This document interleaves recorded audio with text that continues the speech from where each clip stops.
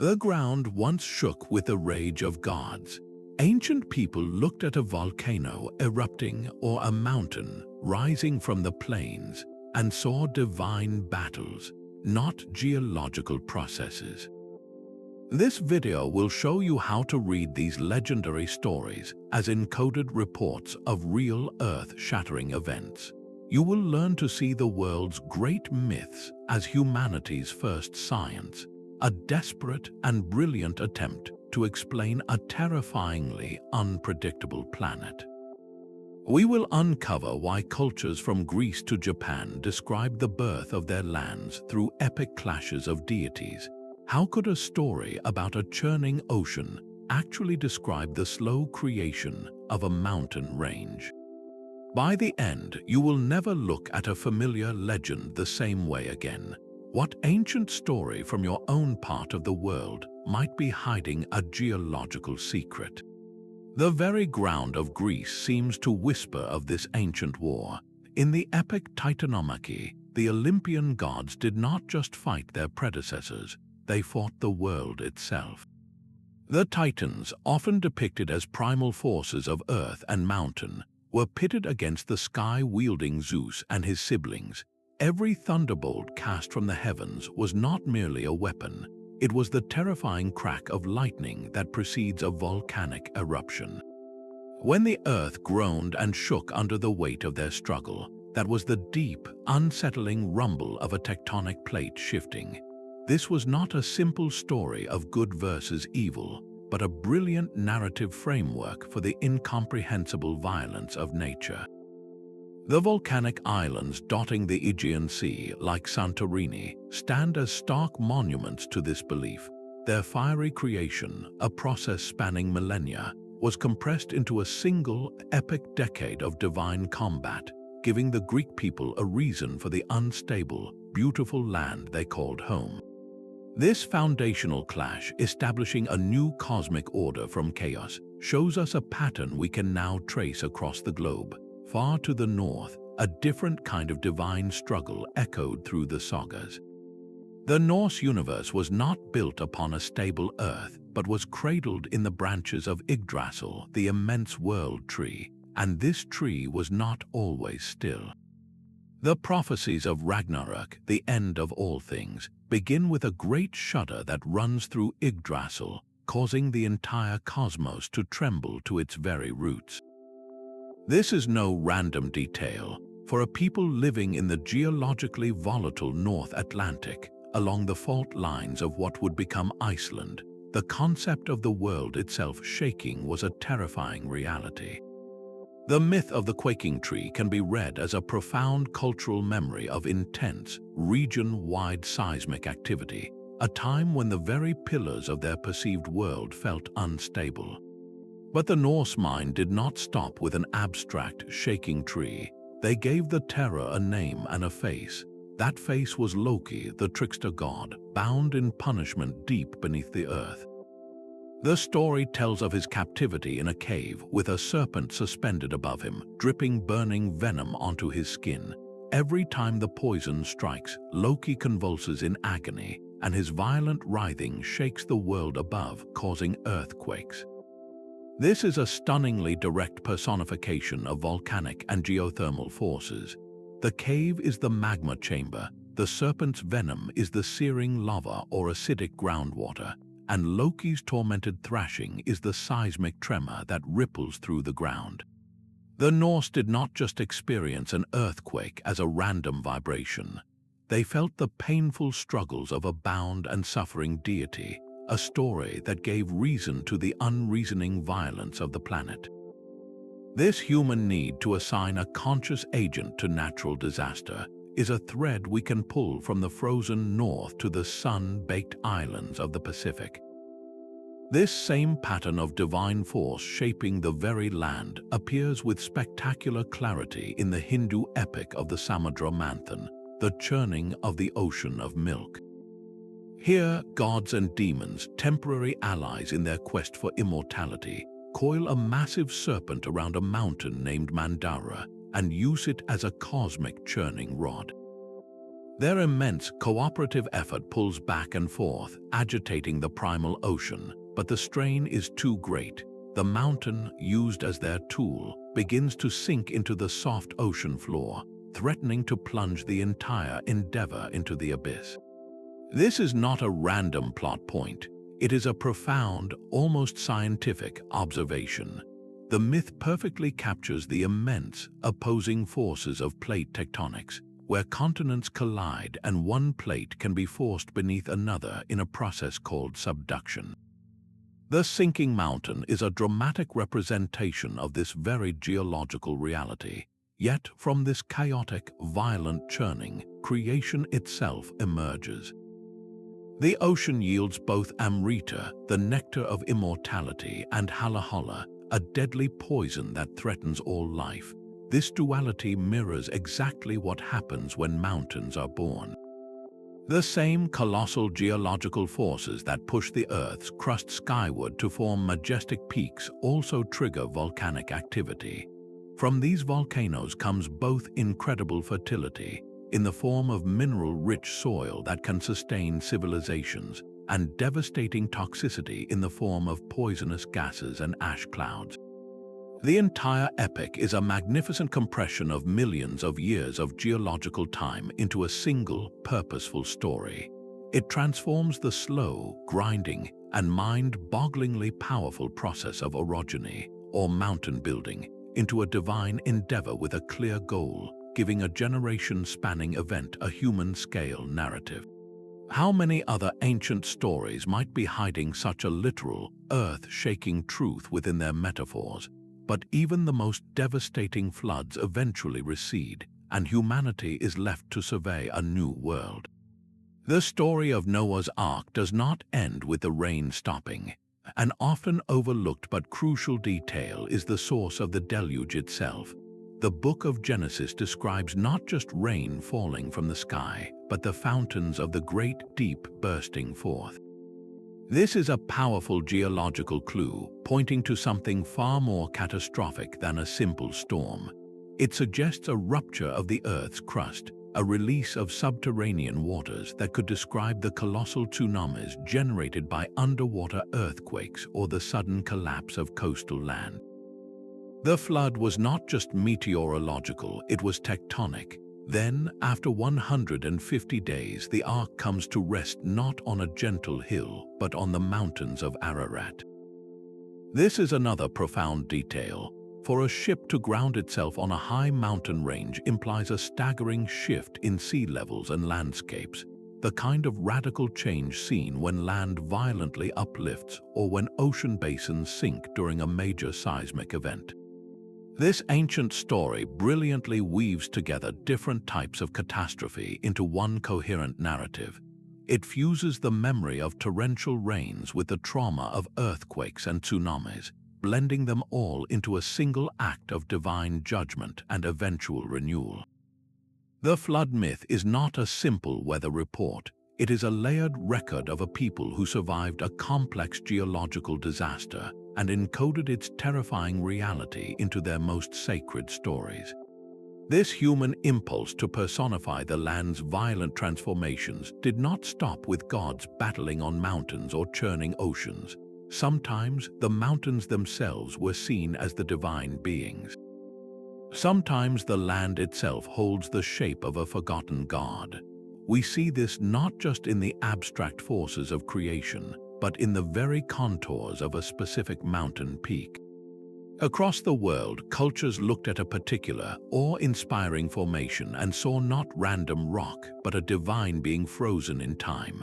The volcano Mount Etna in Sicily was not just a mountain, it was the prison of the monstrous Typhon, a terrifying creature born from the earth itself. His struggles to break free deep within his subterranean cage were said to cause the mountain to tremble and roar, while his fiery breath was the erupting lava that streamed down its slopes. This story did more than explain volcanism. It gave the mountain a personality and a history that every local could understand. It transformed a dangerous, unpredictable geological feature into a known entity with a name and a reason for its violence. This pattern repeats far from the Mediterranean. In the lore of the Lakota people, the majestic Teton Range is not a collection of separate peaks, but a single great chief, a sleeping giant turned to stone, forever resting on the horizon. His silhouette against the sky tells a story of sacrifice and transformation, anchoring the landscape to the people's spiritual history. These are etiological myths, stories designed to explain origins.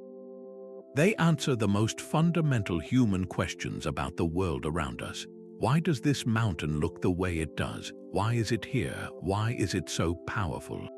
By framing the mountain as a petrified deity or a fallen giant, our ancestors did something profound.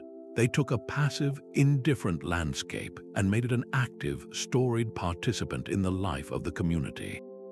The mountain was no longer just a pile of rock. It was a monument to a past event, a constant reminder of a cultural hero, or a warning of a captured monster's enduring power. This narrative act tamed the terrifying scale of geology, fitting it into a human framework of meaning and memory. Across the Pacific, a jeweled spear dips into a primal sea. In the Japanese creation myth recorded in the Kojiki, the deities Izanagi and Izanami stand on the floating bridge of heaven, a platform between the formless sky and the churning ocean below. They lower a magnificent jeweled spear into the chaotic brine, stirring it with purpose. When they lift the spear, the salty drops that fall from its tip do not simply vanish into the water. They coagulate, thickening and solidifying until they form the very first island, Onagoro. This is not a story of a world created from nothing, but of a world shaped and drawn forth from a dormant, liquid state. The metaphor is stunningly precise for a land forged by fire and water. The entire Japanese archipelago is a product of the Pacific tectonic plate sliding beneath others, a process that melts rock and forces magma upward to breach the ocean's surface. The dripping brine from the spear is that magma cooling and solidifying upon contact with the water to form new land. The deliberate, stirring action of the gods mirrors the slow, relentless churning of tectonic forces that built these islands over millions of years. For the Japanese people, this meant their homeland was not an accident of geology, but a divine creation, born from a sacred, intentional act. This origin story provided a profound spiritual anchor in a landscape defined by its volatility. It transformed the ever-present threat of earthquakes and eruptions from random acts of violence into part of the land's sacred, foundational nature. The ground itself was alive with the same creative energy that formed it, a belief that fostered an incredible resilience and a deep, enduring connection to a powerful and unpredictable earth. High above the Valley of Mexico, the silhouettes of two volcanoes tell a story of love and loss that every child in the region learns. The Princess Iztaccíhuatl, whose name means white woman, lies sleeping forever in the form of a dormant, snow-capped peak.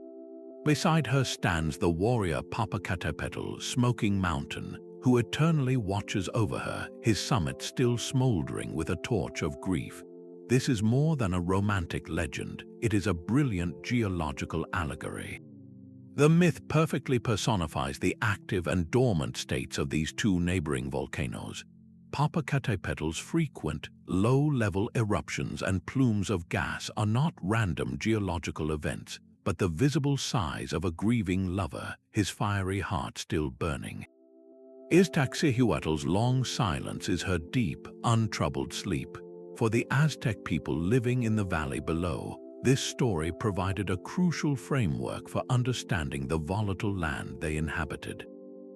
The rumbles from Popocatépetl were not mindless tremors, they were the emotional expressions of a powerful, sentient being. This narrative did more than just explain why the mountain smoked, it prescribed a response. If the mountain god was restless, he needed to be soothed. The Aztecs made regular offerings of food, incense, and even human sacrifices to appease Popocatépetl's wrath and prevent a catastrophic eruption. The myth transformed a terrifying and unpredictable force of nature into a relationship, one that required respect, attention, and ritual.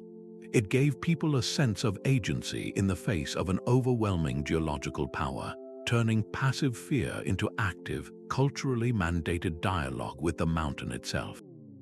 This is the ultimate power of these geological myths. They did not just describe the world, they gave people a way to live within it. The Rainbow Serpent did not simply create the world, it moved through it. In the rich tapestry of Australian Aboriginal Dreamtime stories, this powerful creator being traveled across a formless land, and its very body sculpted the earth. Where it dragged its massive weight, it gouged deep channels that became the continent's river systems. Where it rose up and pushed against the ground, it forced the earth to buckle, forming mountain ranges. And where it came to rest, it left depressions that filled with water, creating the vital, life-giving waterholes. This is not just a beautiful story of creation, it is a profound and accurate description of geomorphology, the long-term processes that shape the physical landscape. The serpent's epic journeys and its struggles with other ancestral beings can be read as a cultural memory of colossal geological forces. The slow, grinding collision of tectonic plates that built Australia's ancient highlands is mirrored in the mythic battles between the serpent and other creator figures. These stories transform millions of years of erosion, uplift, and sedimentation into a single, comprehensible narrative of purposeful travel and conflict. For Aboriginal cultures, the land itself became a living text, a sacred map of ancestral actions where every hill and every watercourse tells a chapter of the Rainbow Serpent story. This perspective creates an unbreakable bond between the people and the environment, where geography is not just scenery, but scripture written in stone and river. If the land is a sacred text, then what happens when the writing is violent and the story is one of sudden, terrifying loss? The world itself can break. This terrifying idea is at the heart of one of China's most ancient and powerful myths.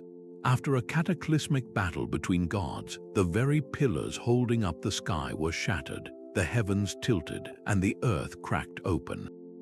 Floods poured from the broken sky, and fires erupted from the deep fissures in the land, creating a world on the brink of total collapse. In this chaos, the mother goddess Nuwa took action. She did not fight a war, she performed repairs. Gathering stones of 5 different colors, she melted them in a divine furnace and used the molten material to patch the holes in the celestial dome, stopping the endless rains.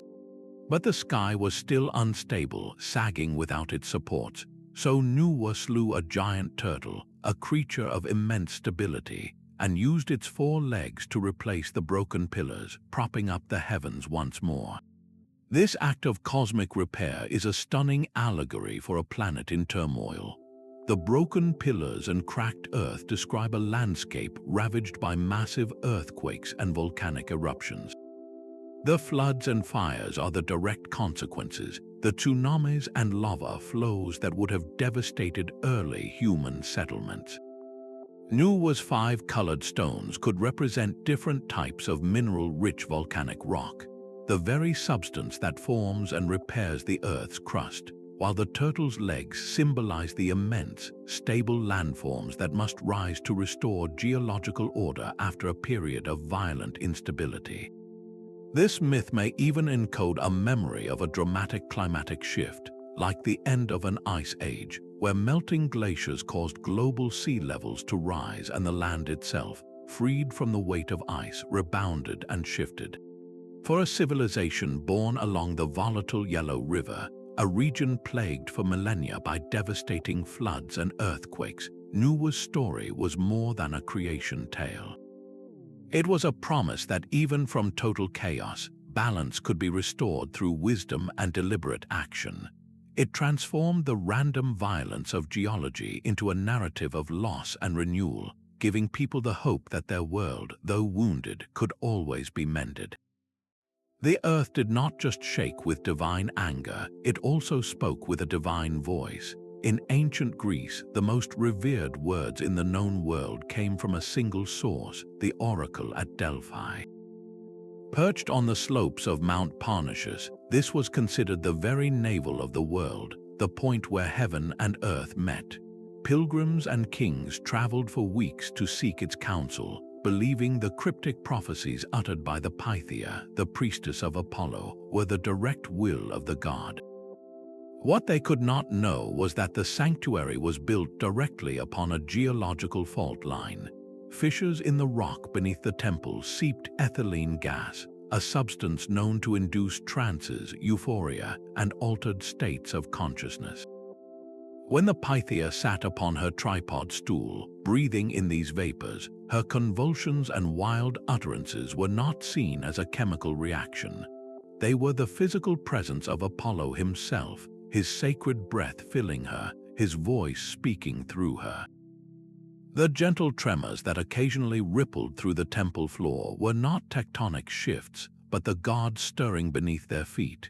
This profound intertwining of geology and prophecy reveals a crucial layer of the ancient mindset. Natural phenomena were not random events to be studied objectively. They were a language. A cracking mountainside, a hissing fumarole, or a trembling patch of ground was not a warning sign to be analyzed, but a divine message to be interpreted. The very instability of the land was its authority. When a city-state sought to establish a new colony across the sea, they did not send geologists to survey the coast. They sent diplomats to ask the Pythia where to build. Her words, inspired by the very gases and faults of the earth, would determine the location of a new city, shaping the political and cultural map for centuries. The ground itself was a medium for the divine will, and the oracle was its translator, turning the rumble of a fault into a command that could launch 1,000 ships. From the earth's deepest wounds, life finds a way to return. The myth of the phoenix, a magnificent bird that cyclically burns to ash only to be reborn from the embers, is one of humanity's most enduring symbols. This story of destruction and rebirth resonates across cultures, from ancient Egypt to Greco-Roman lore, because it mirrors a fundamental geological truth. A volcanic eruption is the ultimate act of annihilation. It buries entire landscapes in superheated ash and molten rock, leaving behind a seemingly lifeless, scorched plain. Yet, within a few short years, that same volcanic soil, packed with minerals, becomes some of the most fertile ground on the planet. The myth of the phoenix perfectly captures this entire, paradoxical cycle of death and resurrection. It compresses the long, slow process of ecological recovery into a single, spectacular moment of regeneration. For communities living in the shadow of volcanoes, this was not just a pretty story. It was a vital psychological tool, a narrative of hope that helped them process the trauma of losing everything and gave them the courage to return and rebuild. The phoenix assured them that the cataclysm was not a final ending, but a necessary, if brutal, phase in a continuous cycle of renewal. This profound understanding connects directly to the very ground we walk on and to the stories we tell about how it all began. What if our most cherished creation myths are not about the world's origin, but about its rebirth after a much older world was lost? Plato's Atlantis did not simply vanish, it was swallowed. His account describes a powerful, advanced island nation consumed by the sea in one terrible day and night, a catastrophe so absolute it reads like divine punishment. Yet beneath the moral lesson about hubris lies a stark geological reality. The sequence of events Plato outlines, the violent shaking, the sudden inrush of the ocean, mirrors exactly what happens during a colossal volcanic eruption and caldera collapse.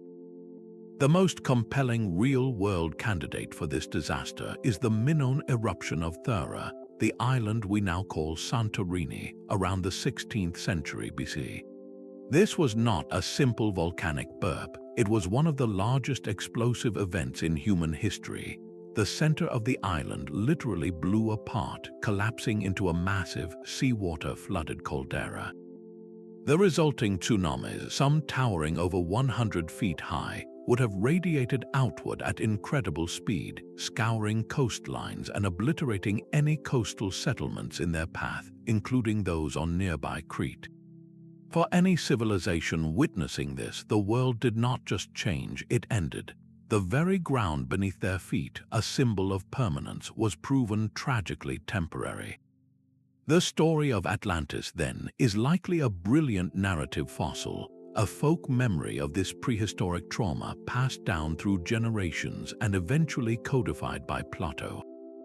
It takes a specific, complex geological catastrophe, a volcanic collapse followed by a tsunami, and compresses it into a single, unforgettable story of a proud civilization punished by the gods. This myth does more than warn against arrogance. It preserves the raw, existential terror of a people who saw the sea rise up and claim the land forever. It blurs the line between history and legend because the event itself was so unbelievable that only a myth could adequately contain its horror. So how do we start reading these ancient stories as geological reports? The first step is to identify the core natural phenomenon at the heart of the legend. Look past the gods and monsters for a moment and focus on the action. Is the story filled with descriptions of the ground shaking violently, of fiery skies raining ash, or of a massive, unstoppable wall of water? These are not just poetic flourishes, they are the key data points.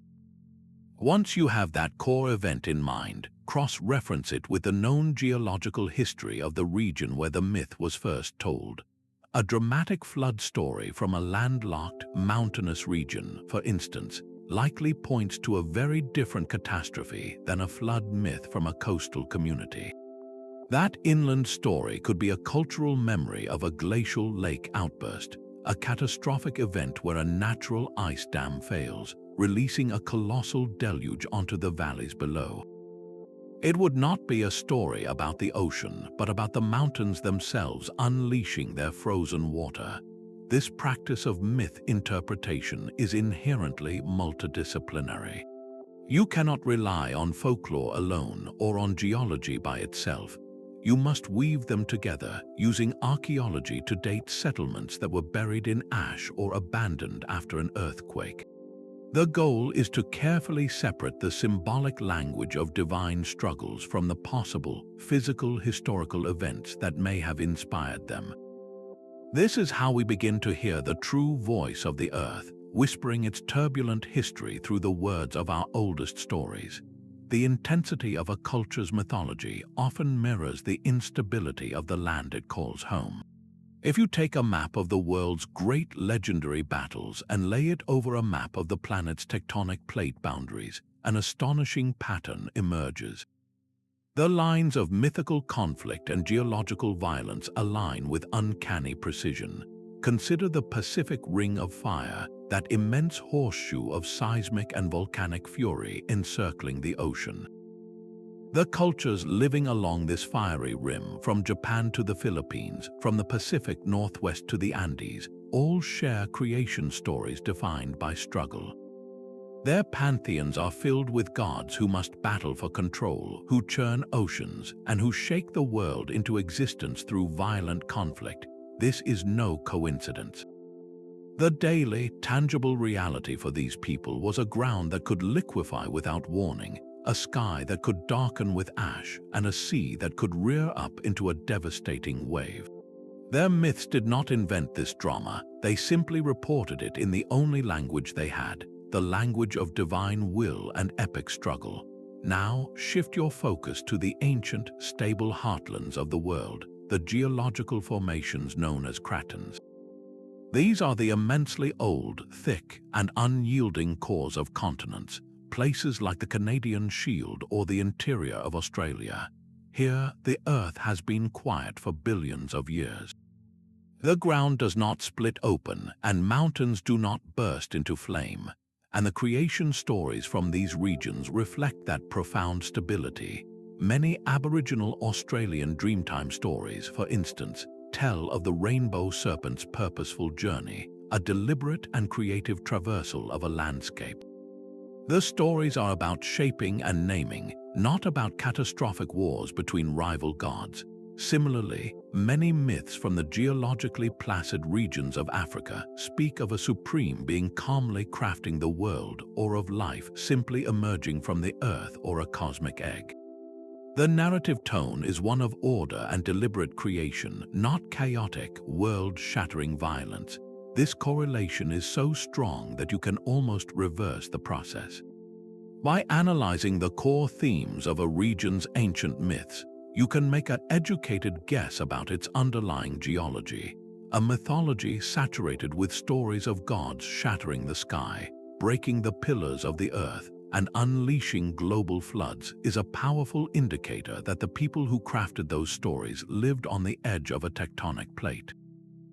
Their imaginations were forged in a crucible of constant, low-level anxiety punctuated by episodes of sheer terror. The ground itself was an active character in their lives, an unpredictable giant whose rumblings and eruptions demanded an explanation. So they gave it one, populating their world with divine beings whose struggles and passions directly mirrored the tremors and eruptions they experienced. The myth was the map, a symbolic guide to the terrifying and magnificent forces churning just beneath their feet. This final practice requires a delicate balancing act. We must learn to walk the line between seeing myths as pure fantasy and reading them with a clumsy, overly literal modern eye. The real challenge lies in discerning when a fire-breathing giant in a story represents a volcano and when it might symbolize an invading army or a powerful chieftain. Context is the master key that unlocks this puzzle. A story about a god hurling a mountain at a rival is almost certainly not a description of a literal event. It is a powerful symbolic representation of the terrifying, mountain-leveling force of an earthquake or a catastrophic landslide. The ancients were not reporting that a deity physically picked up a peak. They were using the most dramatic language possible to convey the scale of the destruction they witnessed.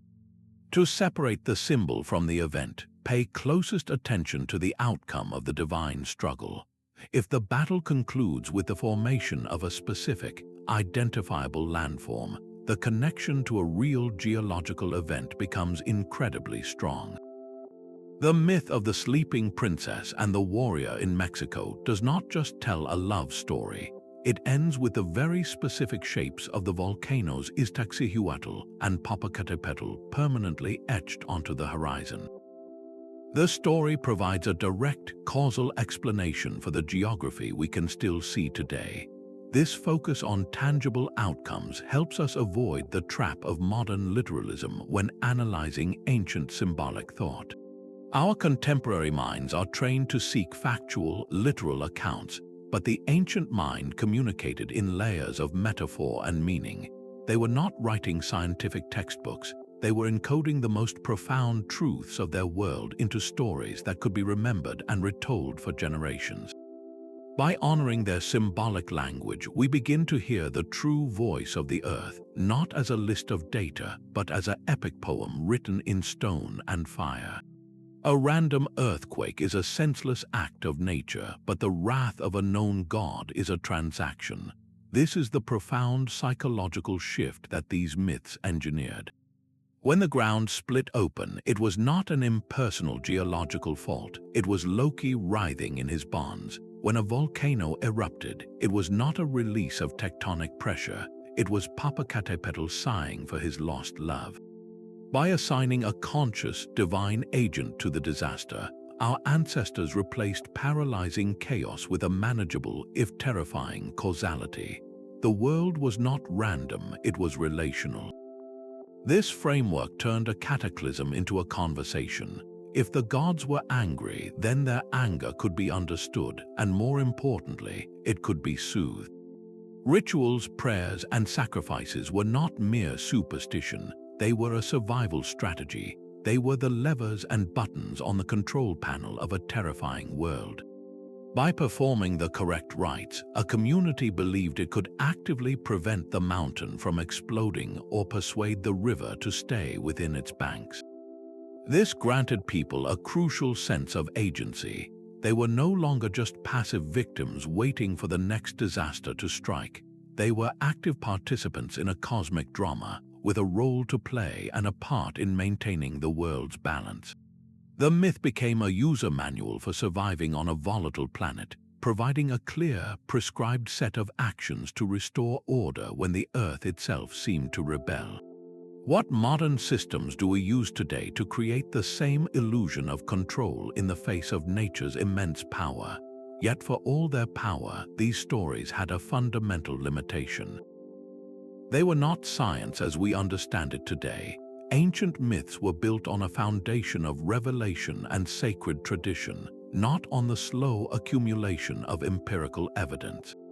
Their logic was symbolic and moral, designed to explain why the world was the way it was and to enforce a social order, not to propose a hypothesis that could be tested and potentially disproven.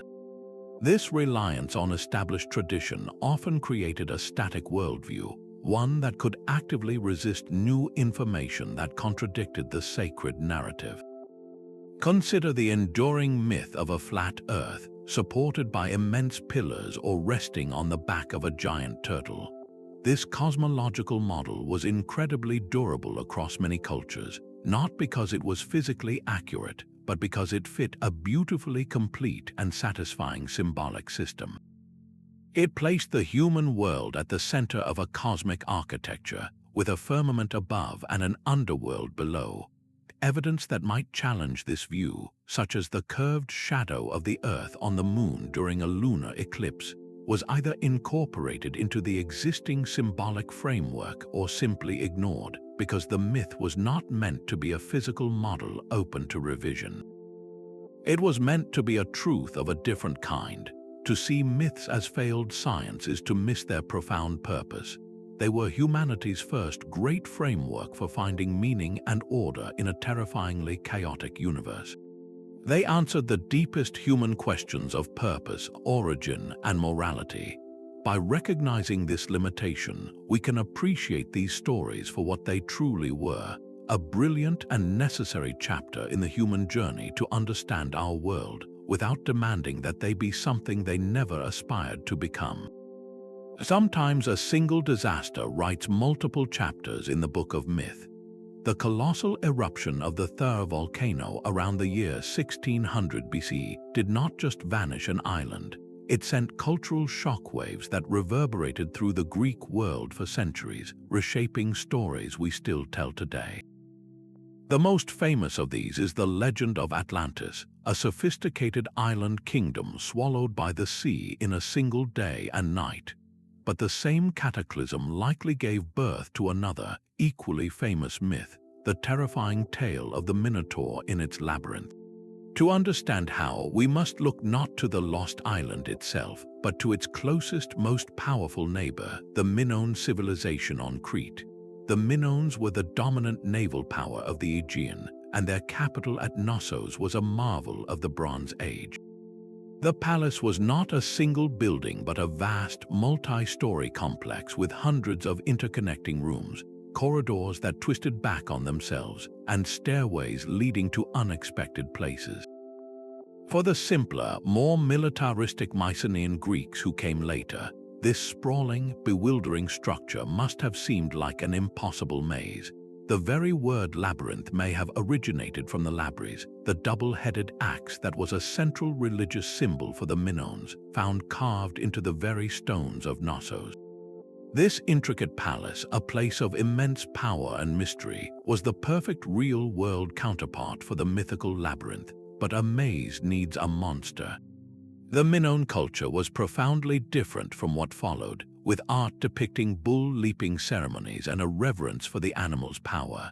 The myth of the Minotaur, a fearsome half-man, half-bull creature, could easily be a distorted memory of these strange, powerful rituals, a monster born from cultural misunderstanding.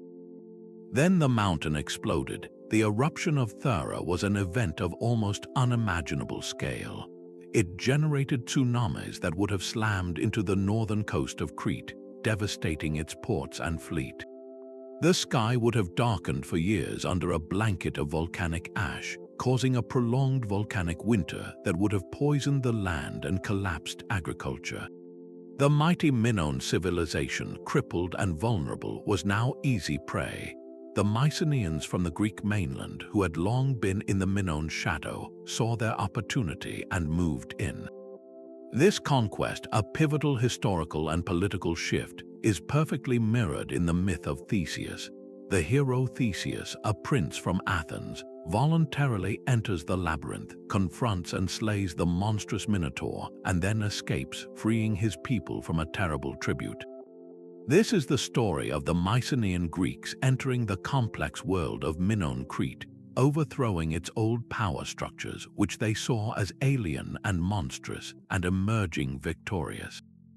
The myth neatly packages a complex geological and historical event, a volcanic apocalypse that enabled a military conquest, into a simple, heroic narrative of a young man killing a monster in a maze. One volcano, one civilization's collapse gave us two of the most enduring legends of the ancient world, one about a lost paradise and the other about a monster in the dark. A story of a collapsing land bridge echoes across 10,000 years. In the Pacific Northwest, the landscape tells a tale of almost unimaginable violence, written in layers of dark, hardened lava known as the Columbia River Basalt Group. This is not a simple volcanic cone, but the scar of a continental wound where the earth split open and flooded the land with molten rock in one of the largest volcanic events our planet has ever seen.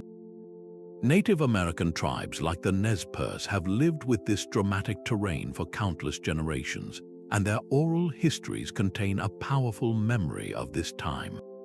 They speak of the Bridge of the Gods, a great natural land span that once connected the mountains across the Columbia River. Their legends recount its catastrophic collapse, an event that created the treacherous Cascades Rapids and forever changed the river's course. For a long time, this was seen as a beautiful, symbolic story. Then, geologists began to piece together the physical evidence. They discovered that the river had, in fact, been blocked by colossal landslides, some so large they temporarily dammed the mighty Columbia itself. The timeline for these landslides aligns staggeringly well with the tribal memory. This is not a general myth about gods fighting. It is a specific, detailed account of a real geological event that occurred over 10 millennia ago. The story of the Bridge of the Gods is a living heirloom, a precise memory passed down through hundreds of generations, preserving the moment the Earth itself fundamentally reshaped their world. But the human mind is a restless thing, and a new kind of question began to stir in the coastal cities of ancient Greece. What if the trembling Earth was not a sign from Zeus, but a result of something else, something inherent in the world itself? This was the revolutionary spark lit by a man named Thales of Miletus. He looked at the world and proposed a startling idea that the entire Earth floated on a vast subterranean ocean, and that earthquakes were simply the result of great waves agitating this hidden sea, causing the land above to shudder and shake. Now, we know this is not scientifically accurate, but its correctness is not the point. Its audacity is. For the first time in recorded history, a thinker was proposing a natural, physical cause for a terrifying event, one that did not require an angry deity. Thales was not dismissing the gods, but he was effectively moving them to the sidelines of the physical universe. He was saying, the world operates by its own rules, rules we can potentially understand. This was the birth of natural philosophy, the direct ancestor of modern science. Another thinker, Anaximander, a student of Thales, took this further. He imagined the Earth as a cylinder floating in space, held in place by a balance of cosmic forces, and he speculated that all life had originated in the sea. These men were replacing the personal whims of Olympian gods with impersonal, abstract principles. They were searching for a fundamental substance, a single underlying material reality from which everything else emerged. This was a complete overhaul of the human operating system for understanding the world. The question was no longer which god is angry and how do we appease him. The question became, what is the world made of and how does it work? This shift from a universe of personalities to a universe of processes was perhaps the most important intellectual leap in human history. It laid the entire foundation for geology, physics, and biology. It was the moment we stopped just telling stories about the Earth and began trying to read its blueprint. Our language still betrays an ancient impulse when faced with a catastrophic storm. Insurance policies formally classify a hurricane or an earthquake as an act of God, a legal term that echoes the oldest explanations for nature's fury. News anchors do not simply report that a volcano has become active. They say it is awakening or that it is spewing its anger across the landscape. We describe a drought as punishing a region or a flood as vengeful. This is not just poetic license, it is a profound psychological tic, a deeply ingrained need to impose a narrative on chaos. Scientifically, we can map the fault line, track the hurricane's path with satellites, and understand the atmospheric conditions that spawn a tornado. We possess the data, but we still crave the story. On a raw, emotional level, a city shattered by an earthquake can feel like a punishment, a collective wrong that must have been committed to deserve such devastation. It is a modern, secular echo of the ancient belief that the ground shakes because a god is angry or a demon is writhing in its chains. We have replaced Loki and Poseidon with the impersonal forces of plate tectonics and low-pressure systems. But our storytelling brains still reach for the same familiar framework of cause and effect, of action and retribution. We personify the disaster because it is easier to comprehend the rage of a storm than the absolute indifference of atmospheric physics.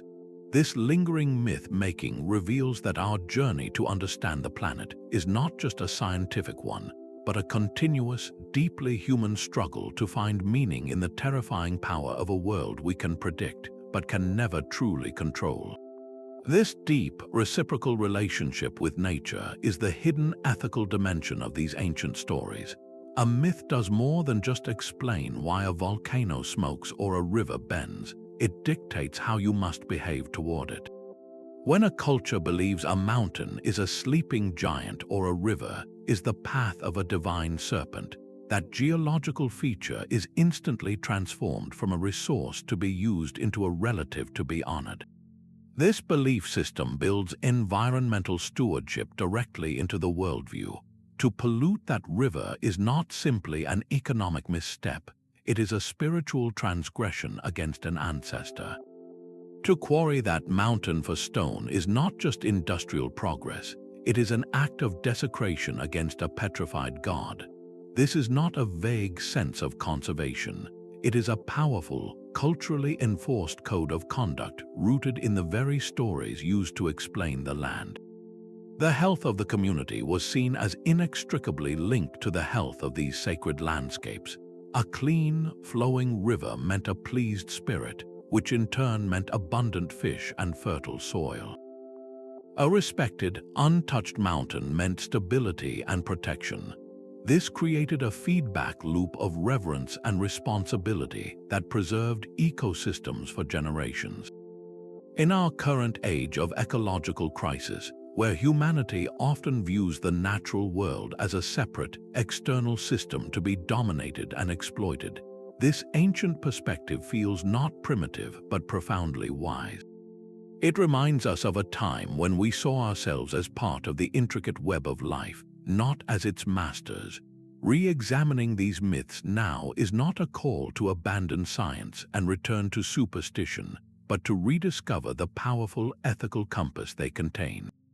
They teach a fundamental lesson we have somehow forgotten, that the stories we tell about our world ultimately shape how we choose to live within it.